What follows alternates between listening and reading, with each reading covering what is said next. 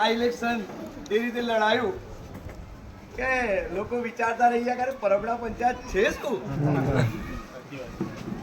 પણ પરબડા પંચાયત એક દરિયા દિલ છે. ભલે ઇલેક્શન હોય, મનમાં ભેદભાવ હોય, પણ એ થોડા ટાઈમ માટે હોય.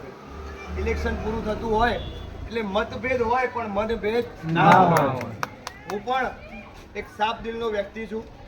કદાચ આપ મને નહીં ઓળખતા એટલે હું કહું છું કે ભાઈ મારા મનમાં બી કોઈ દિવસ કોઈના પ્રત્યે એવી કીના કે એવું કોઈ દિવસ હોતું નથી કે મેં કોઈ દિવસ કોઈના જોડે કોઈનું ખરાબ કઈ મત માગ્યું નથી. તમે પૂછી લેજો કોઈ બી.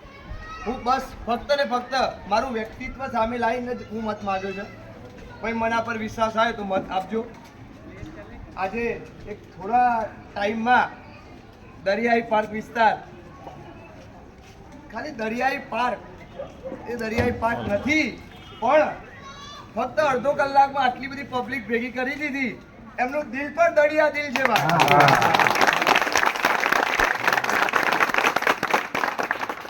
બહુ વટા માર્યા, બહુ એક્ટિવા પર ફર્યા, ચાલીને ફર્યા, પણ મારા મોસીનભાઈ નો વિસ્તાર એટલે એમનો ગઢ છે.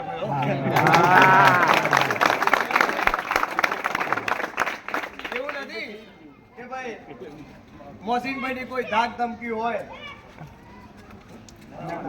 કોઈ ધાક ધમકી હોય કે બધા રિશ્તેદાર હોય કે બધાના જ કામમાં મોસીનભાઈ આવતા હોય, પણ એમને હંમેશા મદદગીરી, દરિયાદિલી અને લોકો પ્રત્યેનો લગાવ.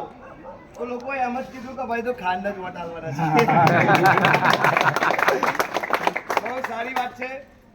હું તો મારા ગામથી છું, પણ શરૂઆતમાં જ્યારે ફોર્મ ભર્યું ત્યારે તો મારા ગામમાં પણ એવું હતું કે ભાઈ હું કર્યું કેમ કે મારી લાઈફસ્ટાઈલ થોડી વધારે પડતી પેલી છે ફરવાવાળી.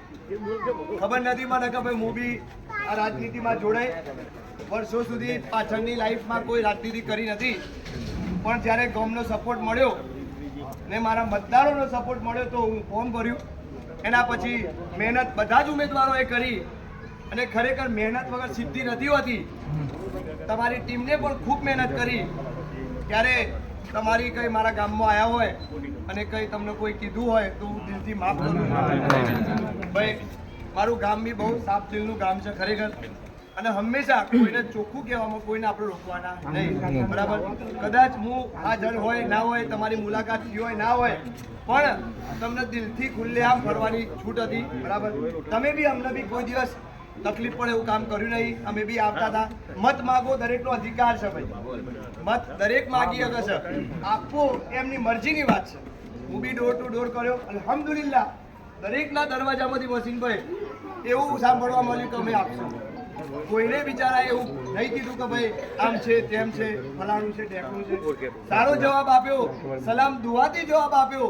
ખૂબ ખૂબ આભારી છું. આજે હાર જીત એક ભાગ છે. મારી જીત થઈ છે, મોસીનભાઈની હાર થઈ છે, પણ હું હંમેશા એમના વિચાર પર જ ચાલીશ. એમની દરેક સલાહ માનીશ અને આજ બી મારી જીતેલા છે.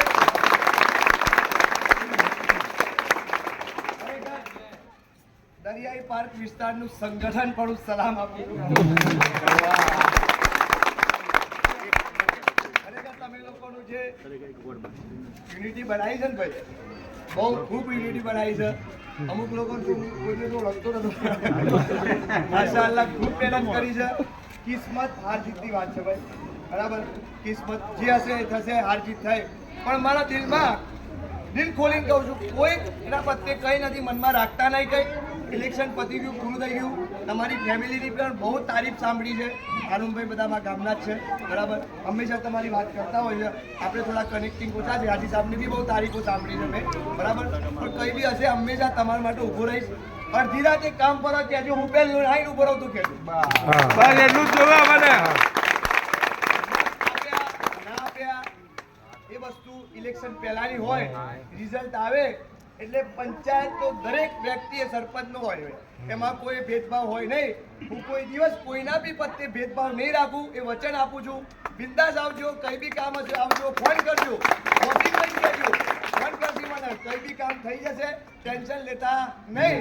ભૂલ ચૂક થઈ હોય તો દિલથી માફી માંગુ છું, માફ કરજો. બહુ